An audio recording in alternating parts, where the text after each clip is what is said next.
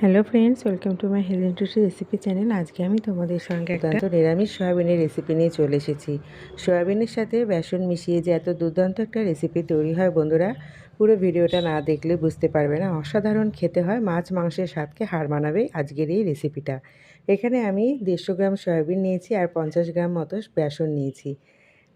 এখন আমি কড়াই বসিয়ে দিয়েছি আর কড়াইয়ের মধ্যে জল দিয়ে সামান্য লবণ ছিটিয়ে গরম করতে বসিয়ে দিয়েছি।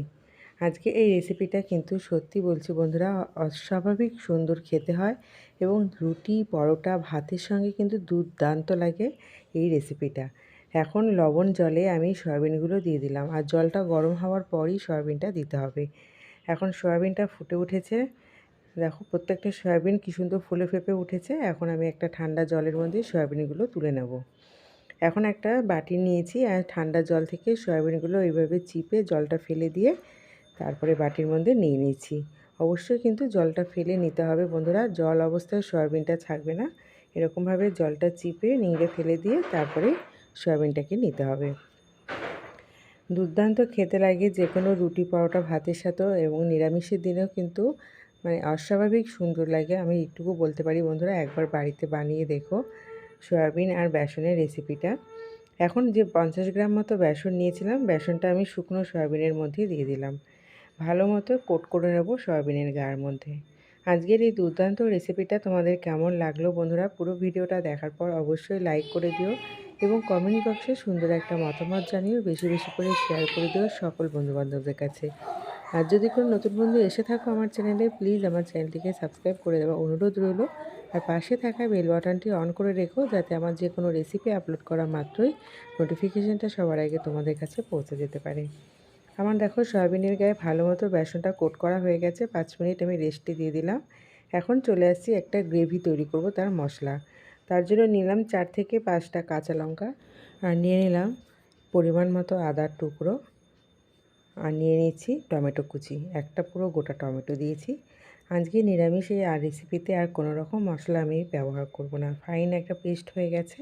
এখন কড়াই বসিয়ে দিয়ে তার মধ্যে 3-4 চামচ সাদা তেল দিয়ে প্রথমে আমি ডুমো ডুমো করে কেটে রাখা মিডিয়াম সাইজের 2টো আলু ভেজে নেব। আলুগুলোকে আমি কেটে পরিষ্কার করে ধুয়ে রেখে দিয়েছি। আর তার মধ্যে ফোড়নে দিচ্ছি 2টো শুকনো লঙ্কা আর হাফ চামচ জিরে ফোড়ন।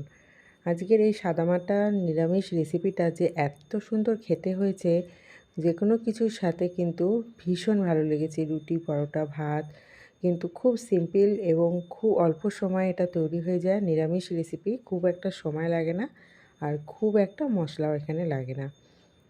এখন তেজপাতা জিরে আর ফোড়নে যে শুকনো লঙ্কা দিয়েছিলাম ভালো মতো ভাজা হয়ে গেছে। এখন কেটে রাখা আলুগুলো দিয়ে দিয়েছি। এখানে আমি 2টো মিডিয়াম সাইজের আলু ব্যবহার করেছি। আলুগুলোকে কোনো রকম লবণ হলুদ ছাড়াই ঢেকে আমি ভেজে নেব। একদম মিডিয়াম আঁচে ভাজবো, কোনো রকম লবণ হলুদ এখন ব্যবহার করিনি। আলুগুলো সুন্দর একটা রং চলে এসেছে। আলুগুলোকে এখন আমি তুলে নিচ্ছি।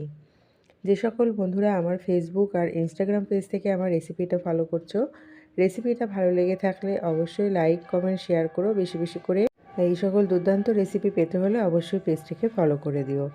আলুগুলো ভাজা হয়ে গেছে, এখন প্লেটের ওপর তুলে নিলাম। আর ওই তেলের মধ্যে এখন আমি যে সয়াবিনটা কোট করে রেখেছিলাম বেসন দিয়ে, সয়াবিনটাকে একটু হালকা ফ্রাই করে নেব। এতে কী হবে, সয়াবিনটা কিন্তু নরম তুলতুলে থাকবে আর খেতে কিন্তু দুর্দান্ত স্বাদ হবে। আমরা যে নর্মালি যেরকম সয়াবিন রান্না করি সেই রকম সয়াবিনের থেকে আজকের রেসিপিটা কিন্তু দুর্দান্ত আলাদা এবং খেতেও কিন্তু অস্বাভাবিক টেস্ট। বন্ধুরা, ডিসক্রিপশান বক্সে আরও কিছু সয়াবিনের রেসিপি তোমাদের লিঙ্ক আমি দিয়ে দেবো। চাইলে তোমরা ওখান থেকে সয়াবিনের আরও নিত্য নতুন রেসিপি তোমরা দেখে নিতে পারো। নতুন নতুন রেসিপি দেখলে একটা আইডিয়া হয়ে যায় এবং আমাদের তখন আর কোনো রকম চিন্তা থাকে না। সয়াবিনটা আমার কিন্তু ভাজা হয়ে গেছে। এখন দেখো আমি সয়াবিনটাকে তুলে নিচ্ছি। এটা যদি ননস্টিকের কড়াই হতো তাহলে কিন্তু এতটা লেগে যেত না। অ্যালুমিনিয়ামের কড়াই বলে চারিদিকটা লেগে আছে।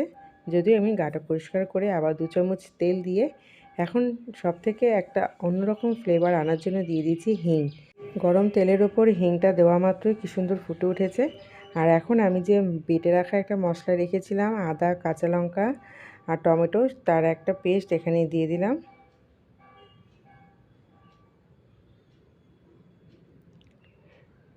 ভালো মতো মশলাটাকে এখন আমি ভেজে নেব।